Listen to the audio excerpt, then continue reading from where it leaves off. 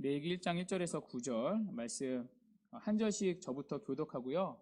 마지막 9절은 함께 읽도록 하겠습니다. 저부터 1절 읽겠습니다. 여호와께서 회막에서 모세를 부르시고 그에게 말씀하여 이르시되 이스라엘 자손에게 말하여 이르라 너희 중에 누구든지 여호와께 예물을 드리려거든 가축 중에서 소나 양으로 예물을 드릴지니라. 그 예물이 소의 번제이면 흠없는 수컷으로 회막 문에서 여호와 앞에 기쁘게 받으시도록 드릴지니라. 그는 번제물의 머리에 안수할지니 그를 위하여 기쁘게 받으심이 되어 그를 위하여 속죄가 될 것이라. 그는 여호와 앞에서 그 수송아지를 잡을 것이요 아론의 자손 제사장들은 그 피를 가져다가 회막 문 앞 제단 사방에 뿌릴 것이며 그는 또 그 번제물의 가죽을 벗기고 가득 뜰 것이요 제사장 아론의 자손들은 제단 위에 불을 붙이고 불 위에 나무를 버려놓고 아론의 자손 제사장들은 그 뜬 각과 머리와 기름을 제단 위에 불 위에 있는 나무에 버려놓을 것이며 구절을 함께 읽겠습니다. 그 내장과 정강이를 물로 씻을 것이요 제사장은 그 전부를 제단 위에서 불살라 번제를 드릴지니 이는 화제라 여호와께 향기로운 냄새니라. 아멘. 오늘은 사도행전이 아니라 레위기 본문을 살펴보고자 합니다. 레위기는 이 책 제목 그대로 우리에게 위기입니다. 읽다 보면 어느새 잠이 오는 위기의 책인데요. 그런데 왜 갑자기 레위기인가? 지난 시간 우리가 루디아의 구원을 살펴봤습니다. 루디아가 구원을 받았던 이유는 하나님께서 마음의 문을 열어주셨기 때문입니다. 예배당의 문이 열리는 것만으로 구원을 받는 게 아닙니다. 예배당의 문이 열려서 사람들이 들어와도 하나님께서 마음의 문을 열어주셔야만 말씀이 믿어지고 예수가 믿어지고 우리의 삶이 변합니다. 이 말씀을 가지고 지난 시간 나누었습니다. 그리고 한 주간 이 말씀을 가지고 제가 기도를 하는데요. 예배의 은혜를 주시기를 하나님께 기도했습니다. 그러던 가운데 오늘 이 말씀이 생각이 났습니다. 안 그래도 오늘 이 말씀은 꼭 한번 제가 주일에 전하고 싶었습니다. 제가 수요 예배 때 이 본문을 나누었던 적이 있는데요. 꼭 주일 예배 때 다시 한번 나누고 싶다는 마음이 있었습니다. 왜냐하면 오늘 말씀은 우리에게 예배에 대해 가르쳐 주기 때문입니다. 예배는 하나님이 은혜를 주셔야 합니다. 하나님께서 마음의 문을 열어주셔야만 예배 가운데 말씀이 믿어지고 또 삶이 변합니다. 그런데 한편으로는요, 우리 편에서 해야 할 일이 있습니다. 예배의 은혜를 누리기 위해서는 우리 편에서도 해야 할 일이 있습니다. 그 일을 오늘 본문이 잘 알려주고 있습니다. 그래서 오늘은 이 말씀을 함께 나누려고 합니다. 특별히 오늘부터 이제 다락 모임이 시작되지 않습니까? 다시 예배에 집중해야 하는 시기인데요. 이 타이밍에 맞춰서 오늘 말씀을 통해 예배의 회복을 소망하는 은혜가 있기를 바랍니다. 오늘 본문은 번제를 다룹니다. 이스라엘에는요 5대 제사가 있었었죠. 번제, 소제, 화목제, 속건제, 속제제. 구약 시대 때는요 이런 제사를 통해 예배를 드렸습니다. 제사가 구약의 예배였죠. 구약의 백성들은 오늘날 우리처럼 예배당 와서 기도하고 또 찬송하고 또 말씀을 듣고 헌금을 드리는 식으로 예배하지 않았습니다. 구약의 백성들은 이 짐승들을 잡아 바치는 제사를 드렸습니다. 물론 소제는요 짐승을 바치는 제사가 아니었죠. 곡식으로 드리는 제사였습니다. 그러나 이 나머지 모든 제사는 짐승을 잡아 바치는 제사였습니다. 이런 제사를 통해 이제 구약에는 예배를 드린 거죠. 물론 오늘날 신약의 예배는 제사를 드리지 않습니다. 그러나 구약의 제사를 통해서 우리는 예배의 교훈을 배울 수가 있습니다. 그래서 오늘은 설교의 제목처럼 번제에서 예배를 배우고자 합니다. 그러면 이 번제란 무엇인가? 번제는 풀이하면요 구울 번자의 제사 제자입니다. 그러니까 치킨으로 말하면 브랜드로 굽내가 되는 거죠. 그러니까 태우는 제사라는 뜻이죠. 그런데 다 태우는 제사입니다. 이게 번제의 특징입니다. 그러니까 번제는 제물을 태우되 제단 위에 통째로 올려서 태우는 제사입니다. 다른 제사들은요 통째로 태우지 않습니다. 그러니까 어떤 부위들은 남겨놓고 태웁니다. 자, 그러나 번제는요, 모든 부위를 다 태우는 제사입니다. 자, 그런데 번제를 통째로 태우면 어떻게 되죠? 연기가 이렇게 올라가죠. 자, 그래서 번제가요, 히브리어로 올라라는 단어입니다. 그러니까 재미있게도 우리말 올라가다와 발음이 같습니다. 그러니까 뜻도 같은데요, 연기가 올라간다는 의미이죠. 자, 번제물의 모든 부위가 제단 위에 올려져 불에 타면서 연기가 되어 하나님께 향기로 올라간다는 의미입니다. 자, 이처럼 번제는요, 제물을 통째로 태우는 제사입니다. 자, 그런데요, 짐승의 가죽은 벗기고 태웠습니다. 자, 왜 가죽은 벗겼을까요? 자, 두 가지 이유가 있습니다. 자, 하나는요, 상징적인 의미가 있습니다. 가죽을 벗기는 행위에는요, 옛 사람을 벗어버리고 속 사람의 온전한 헌신을 상징한다는 의미가 있습니다. 그러니까 옛 사람을 벗어버린다는 걸 이제 가죽을 벗기는 행위를 통해 드러내고 있는 거죠. 자, 또 하나는요, 실용적인 이유 때문입니다. 가죽은, 짐승의 가죽은요, 잘 타지 않는다고 합니다. 자, 그래서 가죽까지 통째로 태우면요, 다른 부위도 덩달아 타지 않게 됩니다. 자, 그리고 가죽까지 태우면요, 향기로운 냄새가 아니라 악취가 난다고 합니다. 자, 이런 실용적인 이유 때문에 짐승의 가죽은 벗기고 남은 고기 전체를 태웠습니다. 자, 그러면 이런 질문이 있습니다. 아니, 그러면 왜 번제가 제사 가운데 제일 먼저 나오는가? 여러분이 보시다시피요, 자, 레위기 1장은 다른 제사가 아니라 번제로 시작됩니다. 그러니까 번제가 1등으로 나옵니다. 자, 왜일까요? 1등으로 나왔다는 건 번제가 기본적으로 가장 중요한 제사이기 때문입니다. 자, 그리고 모든 제사의 바탕이 되는 제사이기 때문입니다. 자, 그러면 왜 번제가 가장 중요한 제사일까요? 자, 번제는요, 이게 번제의 이제 목적과 관련된 부분인데, 번제는 헌신의 제사였기 때문입니다. 이게 번제를 드리는 1차적인 목적입니다. 자, 아까 번제를 어떻게 드린다고 말했었죠? 재물을 몽땅 태워서 다 태워서 드린다고 했었죠. 자, 그래서 번제는요, 전적으로 하나님께 바친다는 의미가 있습니다. 그러니까 하나님 앞에 나를 몽땅 다 바칩니다 라는 헌신의 제사가 번제였습니다. 그러니까 번제의 정신은 전적 헌신이었던 거죠. 그러니까 매번 번제를 드릴 때마다 하나님 앞에 내 자신을 바치겠다는 전적 헌신의 고백으로 드렸던 제사가 번제입니다. 이게 번제의 목적인 거죠. 자, 그러니 당연히 번제가 가장 중요한 제사일 수밖에 없습니다. 왜냐하면 여러분, 구원받은 백성에게 요구되는 신앙의 가장 중요한 도리가 무엇이죠? 하나님에 대한 전적인 헌신과 전적 순종 아닙니까? 그걸 고백하는 제사가 번제였습니다. 자, 이런 의미에서 번제는요, 1등으로 중요한 제사였습니다. 자, 그래서 번제가요, 다른 제사들을 제쳐놓고 1등으로 나옵니다. 자, 그리고 이런 번제를 드릴 때 떨어지는 부수적인 효과가 있었습니다. 자, 어떤 보너스가 있었냐면요, 여러분 4절을 한번 눈으로 보십시오. 자, 4절 하반절에 보면요, 자, 뭐라고 나오냐면 그를 위하여 속죄가 될 것이라. 그러니까 바로 속죄의 효과가 있었습니다. 자, 우리는 다 죄인이니까요, 이 제물을 태우는 제사를 드릴 때 속죄의 효과가 주어졌습니다.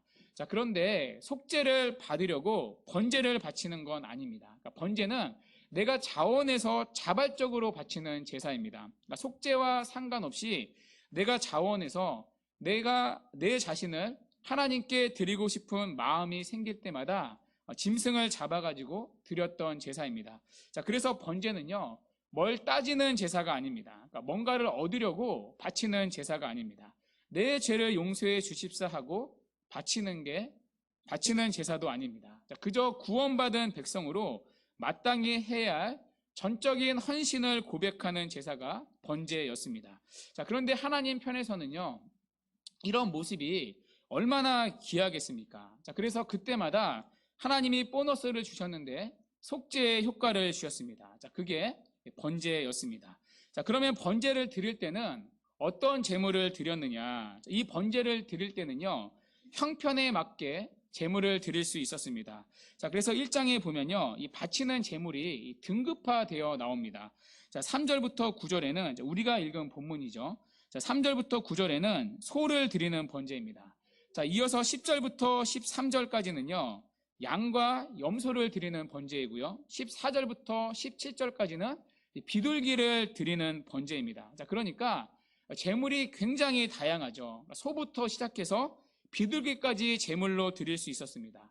자, 특별히 비둘기는요, 돈이 없는 사람도 살 수가 있습니다. 자, 그러니까 하나님께서 제사를 드리는 사람의 경제적인 능력까지 친절하게 배려해 주신 거죠. 그러니까 각자의 능력에 맞게 제물을 드릴 수 있었습니다. 그러니까 여유가 있는 부자들은 소를 드렸겠고요. 중산층은 양이나 염소를 드렸겠고요. 가난한 사람들은 이 비둘기라도 드리도록 했습니다. 자, 그런데 이 제물에서 우리가 주목해야 할 부분이 있습니다. 이 부분에서 예배의 중요한 교훈을 우리가 얻을 수 있는데요. 자, 이 바쳐질 제물에는요, 공통점이 있습니다. 하나같이 흠없는 수컷만 허용이 되었습니다. 자, 물론 비둘기의 경우에는요, 암수를 구분하지 않았습니다.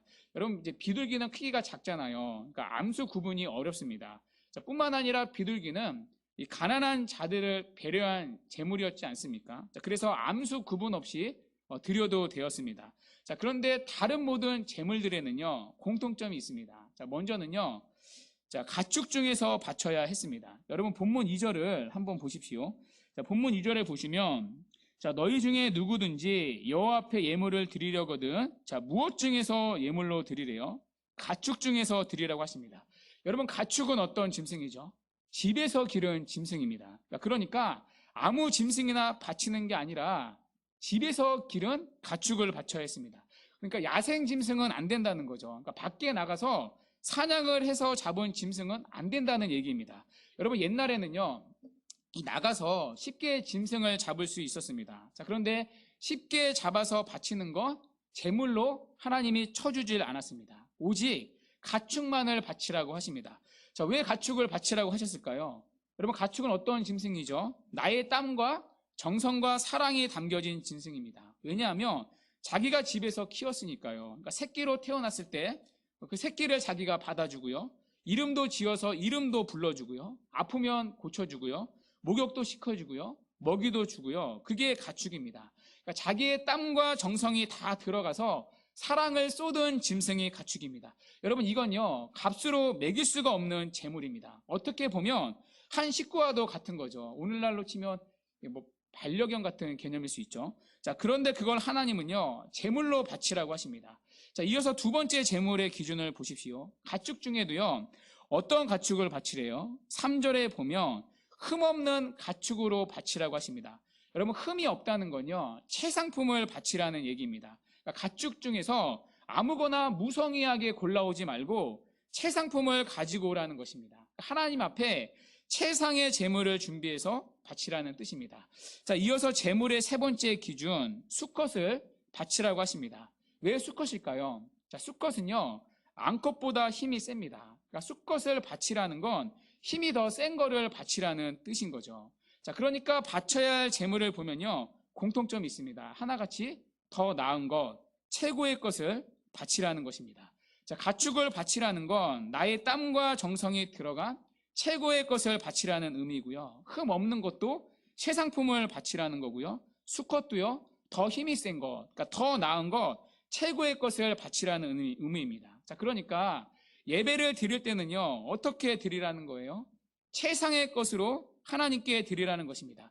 여러분, 단순히요, 헌금을 많이 하라는 말이 아닙니다. 하나님 앞에 드리는 예배는 최상의 것으로 드리기 위해 따로 떼어놓고 구별하고 준비해야 한다는 것입니다. 여러분, 생각해 보십시오. 가축 중에서 흠없는 수컷을 드리려면요, 미리 그 제물을 준비해야 했습니다. 그러니까 수컷이 태어날 때부터 딱 태어나면 얘는 제물로 드리면 되겠구나, 구별해 놓았겠죠. 그러니까 따로 떼어 놓았겠죠. 그리고 떼어 놓은 수컷을요, 흠없이 키우기 위해 정성을 다해 오랜 시간 동안 키웠을 것입니다. 자, 그렇게 드린 제물이요, 가축 중에서 흠없는 수컷이었습니다. 여러분, 우리가 드리는 예배도 마찬가지입니다. 하나님이 받으신 예배는요, 어떠한 예배입니까?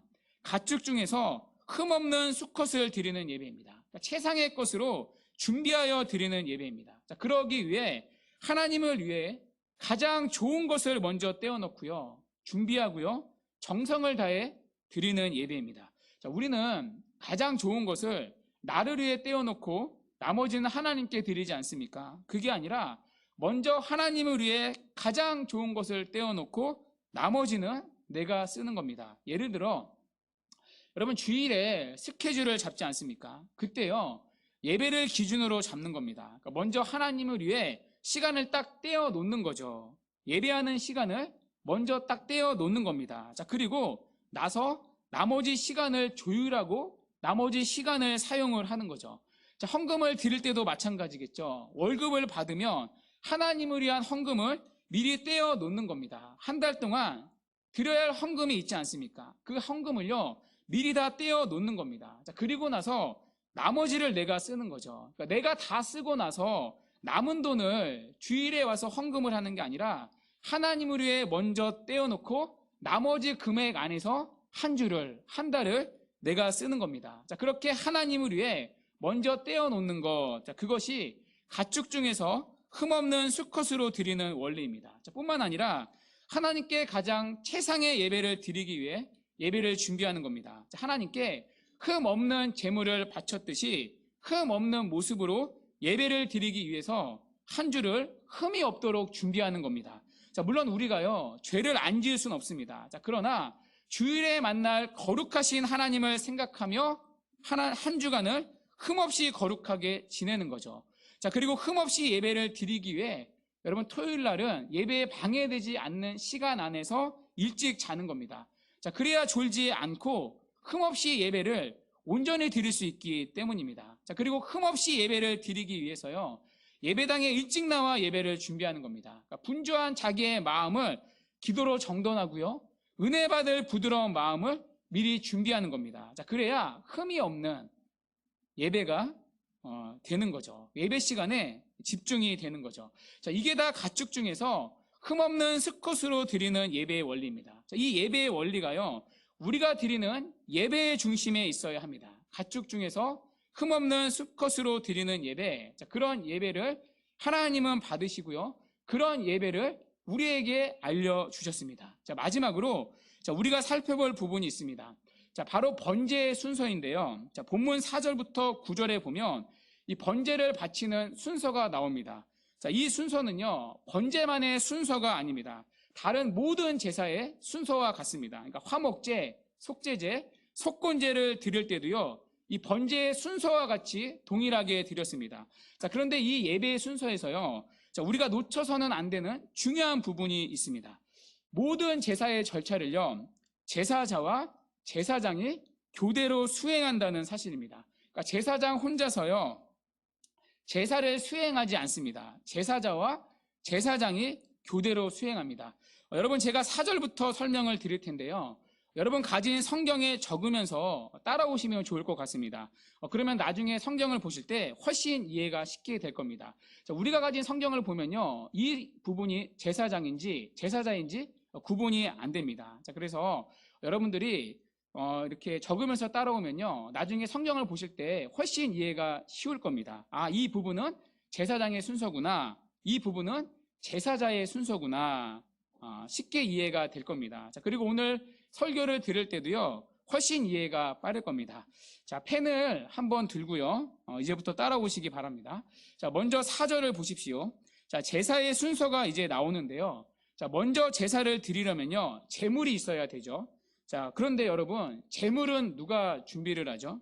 제사를 드리는 제사자가 준비해야 합니다. 그러니까 제사자가 하나님께 바쳐질 제물을 성막으로 가지고 옵니다. 자, 그리고 나서 하나님께 바칠 제물에 안수를 해야 합니다. 자, 그게 4절에 나오는데요. 자, 4절에 보시면 자, 그는 번제물에 머리에 안수할지니라고 말합니다. 자, 번제물에 안수를 하는데요. 여러분 안수는 누가 할까요? 자, 사진 한번 보여주시겠어요? 자, 번제물에 이제 안수를 하는데요. 여러분 안수는 누가 하는 거죠? 이 부분을 의외로 많은 분들이 모르더라고요. 자, 그러니까 제물을 제사자가 갖고 오잖아요. 그러면 제사자가 가지고 온 제물은 누가 안수를 하죠?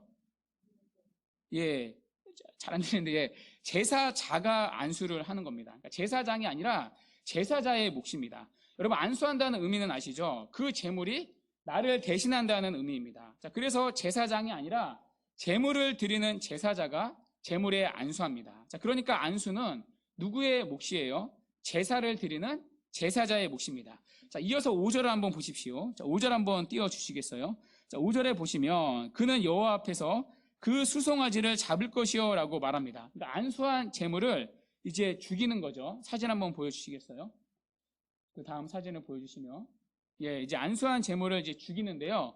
자, 이 안수한 제물을 죽이는 거는요, 누가 하는 일일까요?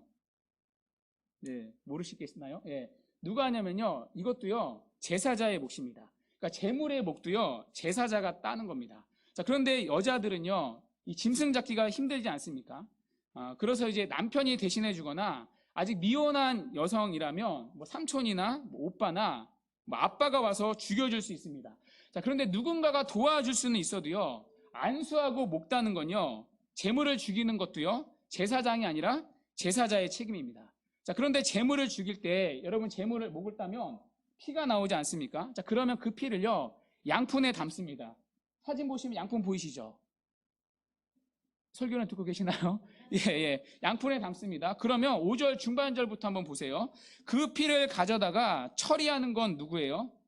아론의 자손인 제사장들이 해야 할 일입니다. 자, 이 피를 처리하는 건요, 제사장의 일입니다. 양푼에 담겨진 피는요, 제사장이 처리를 하는 거죠. 제사장이 양푼에 담겨진 피를 가지고 이제 제단에 뿌립니다. 그러니까 제단의 제물의 피를 처리하는 것은 제사장의 몫입니다.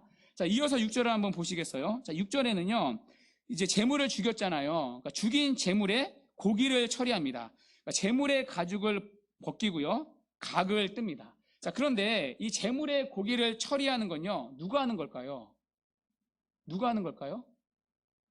네, 제사자가 하는 일입니다. 그러니까 제사자가 번제물의 가죽을 벗기고요, 각을 뜹니다. 그러니까 짐승의 가죽을 벗기고요, 머리를 잘라내고요, 내장을 모두 긁어냅니다. 자, 그리고 나서요, 짐승의 몸통을 부위별로 조각냅니다. 한마디로 부위별로 각뜨기 작업을 하는 거죠.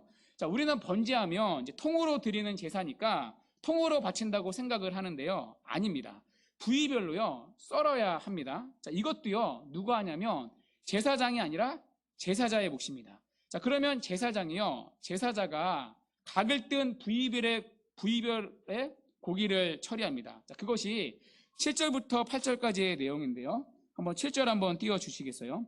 자, 제사장들이요, 미리 쌓아놓은 장작 위에요, 제사자가 부위별로 각을 뜬 고기들을 제단 위에 차곡차곡 올립니다. 이때 머리도요, 함께 올립니다. 자, 그러니까 제사자가 다 일일이 한 거를요, 거기에다가 차려놓은 밥상에 이제 제사장은 숟가락만 얹어 놓는 거죠.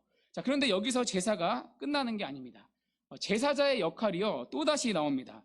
여러분 9절에 보시면요, 내장과 정강이를 손질하는 것도요, 제사자의 몫입니다. 여러분 내장에 보면 음식 찌꺼기가 가득 차 있지 않습니까? 그 내장에 끈 음식 찌꺼기를요, 모두 제거하고 깨끗이 씻는 것도요, 제사자가 했습니다. 오늘날로 치면요, 곱창 부분을 씻은 거죠. 자, 그리고 짐승의 내 정강이, 그러니까 내 발에 낀 불순물과 털도요, 제거해야 했습니다. 오늘날로 치면 이 족발을 씻은 거죠. 여러분 이 부위는요, 굉장히 손이 많이 가는 작업입니다. 여러분 그렇지 않겠어요? 발에 낀 때를 이렇게 일일이 제거를 하는 건데요. 그러니까 굉장히 까다롭고 힘든 부위가 이 족발을 씻는 겁니다. 자, 그런데 이 부위를요, 씻는 것도 누가 해야 했죠? 제사장이 아니라 제사자가 해야 했습니다. 자, 그리고 나서 마지막으로 제사장의 역할이 나옵니다. 제사자가 깨끗이 손질한 내장과 정강이를요, 제사장이 제단 위에 추가로 쌓는 겁니다. 그러니까 아마도 이제 앞서 쌓아놓은 이제 고기 덩어리 위에 올렸을 것입니다. 오늘날로 치면 이제 짐승의 살코기 위에 그 위에다가 이제 족발이랑 곱창 등을 그 위에 함께 올린 거죠. 자, 거기다가 이제 불을 확 피우는 겁니다. 자, 그래서 이 번제물 전체가요, 활활 타며 하나님 앞에 향기로 올라간 제사가 번제였습니다. 이게요, 구약의 예배였습니다. 여러분 이 예배의 순서에서 우리가요, 중요한 예배의 교훈을 발견할 수 있습니다. 제사를 드리는 일이요, 제사장만의 일이 아니라는 것입니다. 제사자도 해야 할 일이 있다는 것입니다. 아니, 제사자의 일이 더 많았다는 것입니다. 자, 그것도요, 굳은 일은 다 누가 했냐면요, 제사장이 아니라 제사자가 감당해야 했습니다. 제사자는 먼저 흠없는 제물을 골라서 제물을 철저히 준비해야 했습니다. 또 그 가지고 나온 제물에 안수하는 것도요, 제사자의 몫이었습니다. 자, 그리고 도사라는 것 또한 제사자의 책무였습니다. 또 짐승의 가죽을 벗기고 각을 일일이 뜨는 작업도요, 제사자의 몫이었습니다. 자, 마지막으로 짐승의 내장과 정강이를 깨끗하게 손질하는 이 수고로운 작업도요, 제사장이 아니라 제사자의 몫이었습니다. 여러분, 표를 한번 보시겠어요? 자, 표를 보시면, 자, 우리가 읽은 성경에는 이제 교대로 수행하는 것처럼 보입니다. 그런데 보시면요, 제사자가 하는 일이요, 더 많습니다. 표를 보시면, 제물을 가지고 와서 안수를 하고, 제물을 죽이고, 가죽을 벗기고, 각을 뜨고요, 내장과 정강이를 손질하는 모든 제사의 일이요, 제사자가 하는 일입니다. 제사장은요, 제사자가 하는 그 일에 숟가락만 얹는 겁니다. 차려놓은 밥상에 숟가락을 얹는 거예요. 제물을 죽였는데 그 피를 제단에 뿌리고요, 다 각든 제사자가 다 각든 고기를 받아가지고 제단에서 불태우는 일을 했습니다. 그러니까 숟가락만 얹는 일을 제사장이 한 거죠. 여러분, 무슨 얘기죠? 제사를 드리는 데 있어서, 예배를 드리는 데 있어서요, 제사장보다 제사자의 역할이 훨씬 더 중요했다는 것입니다. 무엇보다요, 힘들고 손이 가는 일은요, 다 제사장이 아니라 제사자의 몫이었습니다. 자, 그러니까요, 제사단은요, 단순히 제물을 준비해 가지고만 온 게 아닙니다. 제물을 준비할 뿐만 아니라 모든 제사의 절차에 적극적으로 참여를 했습니다. 이것이요, 하나님이 알려주신 구약의 예배입니다. 구약의 예배는 제사자들이 제물만 가져온 게 아니라 모든 제사의 순서와 절차에 적극적으로 준비하고 참여했던 예배였습니다. 그리고 하나님은요, 그런 예배를 받으셨습니다. 자, 그래서 구약의 예배의 성패는요, 예배의 인도자가 아니라 예배를 드리는 당사자의 마음과 준비에 달려 있었던 것입니다. 여러분, 많은 분들이요, 예배에 대해 오해하는 게 있습니다. 예배의 성패는 교역자나 봉사자에게 달려 있다는 오해입니다. 목사의 말씀이 좋아야 하고요, 찬양대의 찬양이 좋아야 하고요, 대표교회다 하는 사람의 기도가 은혜로워야 한다고 생각합니다.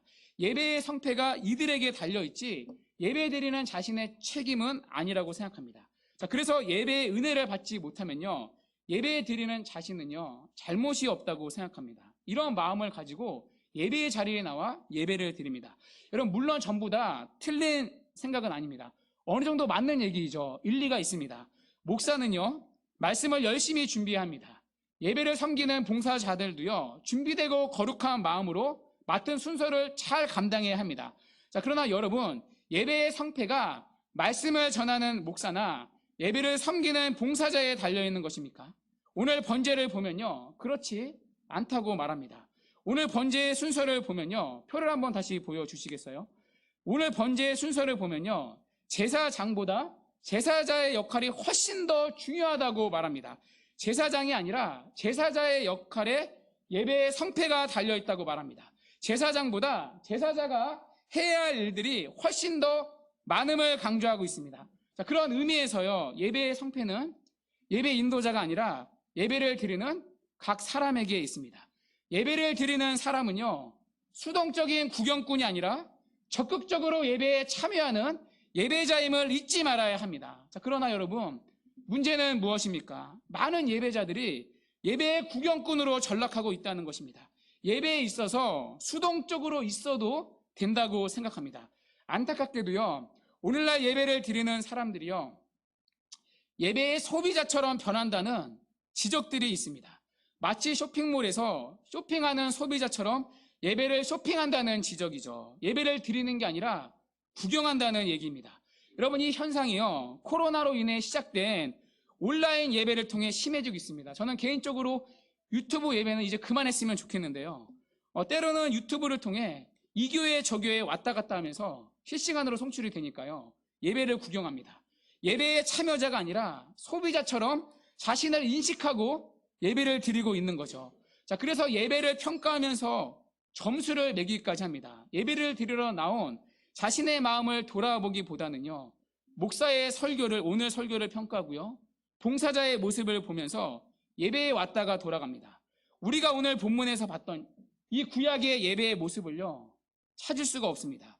예배를 드리는 게 아니라 예배를 보고 가는 것과 같습니다. 제사자가 해야 했던 제물을 준비하고 안수를 하고요, 짐승을 죽이고요, 가죽을 벗기고요, 각을 뜨고요, 내장을 씻고요, 이런 과정들이요 하나도 보이지 않습니다. 예배의 상패가 교역자나 봉사자에게 달려있다고 생각하기 때문입니다. 그런 마음을 가지고 준비 없이 예배를 드리러 나오는 경우들도 있습니다. 자, 그러니 예배에 있어서요 자꾸 수동적인 자세를 갖게 됩니다. 예배에 대한 전형적인 오해이죠. 자, 그러나 여러분, 오늘 말씀을 통해 반드시 기억해야 할 게 있습니다. 예배란 하나님께 예배 드리는 자가 자기 자신을 바치는 시간이라는 것입니다. 마치 오늘 번제처럼 제물을 몽땅 바치듯이, 제사자가 몽땅 바치듯이 자기를 바치는 과정을 다 거치는 게 예배입니다. 그냥 순서에 맞춰서 예배를 드리다가 퇴장하는 게 예배가 아닙니다. 순서에 맞춰서 헌금을 하고요, 찬양을 같이 하고요, 말씀을 듣고 가는 걸 성경은 예배라고 말하지 않습니다. 그 모든 시간과 순서마다 제물을 바쳤던 이 번제의 순서들, 이 과정들이 예배를 드리는 각자에게 있는 게 바로 예배입니다. 먼저 예배자는요, 제사를 드릴 제물을 준비하는 과정이 있어야 합니다. 제물을 가지고 와야 하는 거죠. 자, 이것은 먼저 예배자가 예배드릴 자신을 미리 준비하는 겁니다. 주일을 준비하는 거죠. 주일날 예배드릴 자신을 준비하는 겁니다. 아까 말씀드린 대로 거룩하고 흠없는 세상의 것으로 자신을 준비하는 겁니다. 여러분, 어떤 게 있을까요? 일찍 자는 건 아까 했으니까요. 어떤 게 있을까요? 오늘 들을 말씀을요 미리 전날 보고 오는 겁니다. 여러분, 전날에 미리 주보를 올리지 않습니까? 들을 말씀을 보고 오라는 것이죠. 그리고 주보 뒷면에 보면 여러분 문제풀이가 있지 않습니까? 문제를 본문을 보면서 한번 풀어오는 겁니다. 풀어와서 설교를 들으면서 적어가면서 내 답과 말씀을 맞추어가면서 듣는 거죠. 그러면 훨씬 더 이런 말씀의 은혜가 새롭게 깨달아지고 훨씬 더 풍성하게 다가오지 않겠습니까? 이게 예배드릴 자신을요 제물로 미리 준비하는 과정입니다. 자, 뿐만 아니라 예배의 자리에 일찍 와서요 여러분 기도로 준비하는 겁니다. 여러분들 주보에 올리지 않습니까? 예배 10분 전에는 미리 오셔서, 사실 이것도요 타협한 겁니다. 여러분과 제가 원래 아세요? 원래는 10분 전이 아니라 15분 전이거든요. 근데 이제 안 되니까요 제가 5분을 이렇게 줄인 겁니다. 예배 10분 전에는 미리 오셔서 말씀과 기도로 준비해 주시기를 간구하지 않습니까? 주 안에 사랑하는 여러분, 미리 와서 말씀을 들을 자신의 심령을 위해 기도하는 거죠. 여러분 그렇잖아요. 늦게 오면 분주해서 예배 집중이 안 되잖아요. 그리고 미리 와서 오늘 드릴 예배를 위해 기도하는 거죠. 그렇게 예배 드릴 자신을 준비하는 과정이 있어야 합니다. 그게요 제물을 가지고 오는 작업이죠. 자, 이어서는요 제물을 도살하고 피를 받는 과정을 거쳐야 합니다. 자, 이것은요 예배 현장에서 자기 자신을 죽이는 겁니다. 그러니까 하나님의 말씀이라면 제가 순종을 하겠습니다. 주여 말씀만 하옵소서, 주의 종이 듣겠나이다 라는 자신을 죽이는 작업이 있어야 합니다. 자, 말씀을 들으면서요 이런 마음으로 말씀을 듣는 거죠. 선포되는 말씀이 내 생각과 다르다 할지라도 하나님의 말씀이라면 그 말씀 앞에 자기 자신을 죽이는 겁니다. 하나님의 말씀이라면 떨어지는 말씀 앞에 제가 순종을 하겠습니다. 그런 마음으로 자신을 죽이는 과정을 말씀을 들으면서 계속해서 거치는 것입니다. 자, 그리고 예배자는요 그 다음에 가죽을 벗기고 각뜨기 작업을 해야 합니다. 여러분, 각을 뜨는 건요 자기 고집과 자아를 모두 조각내고 마음을 부수는 작업입니다. 한마디로 상한 마음, 깨진 마음을 준비하는 겁니다. 가난한 심령으로 나오는 겁니다. 하나님을 만나지 못하면 안 된다는 가난한 마음으로 나오는 것입니다. 여러분, 이런 각뜨는 작업이요 예배를 드리러 나오는 사람에게 있어야 합니다. 여러분, 특히 오늘 이 마음은요 오늘날 우리에게 너무나 절실한 마음입니다. 오늘날은 얼마든지 말씀을요 찾아 들을 수 있는 시대입니다. 우리 교회 설교를 못 들으면요 유튜브를 통해서도 얼마든지 다른 교회 설교들을 들을 수가 있습니다. 우리 교회 예배를 못 들으면 집에 돌아가서 다른 교회 예배를 늦은 시간에도 실시간으로 들을 수가 있습니다. 심지어 실시간으로도요 언제든지 다른 교회 예배를 드릴 수가 있습니다. 덕분에 가난한 심령이요 많이 없어지고 있습니다. 실시간으로 교회 예배들이 쏟아져 나오니까요. 당장 자기 교회에서 은혜 받지 못해도 괜찮다는 마음들이 있는 것 같습니다. 지금 예배 시간이 아니어도 언제든지 말씀을 듣고 은혜 받을 수 있다는 마음들이 있는 것 같습니다. 나중에 유튜브를 통해서 다른 교회의 말씀을 들으면 되니까요. 그러니까 꼭 지금은 아니어도 괜찮다고 생각을 할 수가 있습니다. 자, 그래서 마치요, 가난한 심령 같은 마음은요, 교회에 처음 나오는 초신자들이나 갖고 있는 풋풋함이라고 생각하는 것 같습니다. 그러나 아닙니다, 여러분. 하나님은요, 그 사람이 속한 교회를 통해 은혜를 주십니다. 다른 교회가 아니라 그 사람이 속한 교회의 예배를 통해 은혜를 주시는 게 하나님이 세우신 교회의 영적인 질서입니다. 자, 그렇지 않다면 하나님은요, 이렇게 곳곳마다, 지역마다 뿔뿔이 교회를 세우시지 않으셨을 것입니다. 그리고 여러분을요, 굳이 우리 교회로 보내시지 않으셨을 것입니다. 그리고 목사도요, 이렇게 세우실 필요가 없으시겠죠. 하나님은 그 사람이 속한 교회의 목사가 전하는 말씀을 통해 은혜를 주시고 그 영혼을 자라게 하십니다. 그래서 반드시 자기가 속한 교회에서 은혜 받을 수 있는 마음을 구해야 합니다.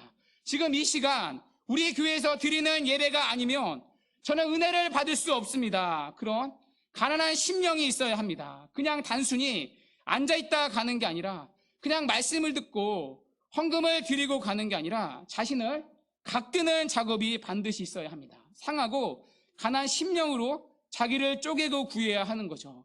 하나님은 그런 자에게 은혜를 주십니다. 왜냐하면 그것이요, 하나님이 세우신 예배의 질서이기 때문이죠. 자, 그리고 나서요, 내장을 씻고요, 정강이를 손질하는 마지막 작업이 있어야 합니다. 이건요, 자신의 더러운 내면을 깨끗이 씻는 작업입니다. 한마디로 회개입니다. 말씀을 통해 돌이키는 작업입니다. 자, 그래서 강단에서 선포되는 하나님의 말씀대로 한 주간을 다시금 거룩하게 살기로 헌신하며 예배를 마치는 것입니다. 자, 그렇게 자기 자신을 거룩한 제물로 하나님 앞에 온전히 바치는 것입니다. 마치 짐승을 제단 불 위에서 몽땅 태워서 바치듯이, 그게 예배이듯이 예배드리는 순간에 자신을 하나님 앞에 바치는 것입니다. 여러분, 이것이 온전한 번제이고요, 온전한 예배입니다. 이 모든 일이 제사장의 몫이 아니라 제사를 드리는 예배자의 몫입니다. 자, 그리고 이것이 진짜 예배입니다. 이러한 가정들이요, 여러분이 드리는 예배의 순서마다 녹아져야 합니다. 자, 그렇다면 여러분은 하나님 앞에 어떻게 예배를 드리고 계십니까? 이런 예배자의 몫이 여러분이 드리는 예배의 현장에서 작업되고 있습니까? 아니면 이러한 가정이 없이요, 예배를 구경하고 있지는 않습니까? 주 안에 사랑하는 여러분, 우리의 예배를 돌아봅시다. 오늘 번제에 드려진 제물을 통해 우리의 예배를 돌아봅시다. 하나님은 가축 중에서, 야생 짐승이 아니라요, 가축 중에서 흠 없는 수컷을 드리라고 하셨습니다. 여러분은 가축 중에서 흠 없는 수컷을 드리는 예배를 드리고 계십니까? 자, 그리고 이 번제의 순서를 통해서요, 여러분의 예배를 돌아봅시다. 예배를 드리는 여러분은요, 이런 번제의 과정을요, 예배 시간에 하나씩 거치고 계십니까? 주 안에 사랑하는 여러분, 오늘 말씀을 통해 우리의 예배를 돌아봅시다. 우리 교회의 예배의 모습을 돌아봅시다. 그리고 예배를 드리는 우리의 중심을 다시 한번 회복합시다. 그래서 우리가 드리는 예배가 하나님이 정말 받으시는 예배가 되고, 그래서 정말 하나님이 은혜를 베푸시는 예배가 되기를 주님의 이름으로 간절히 축원합니다. 아멘.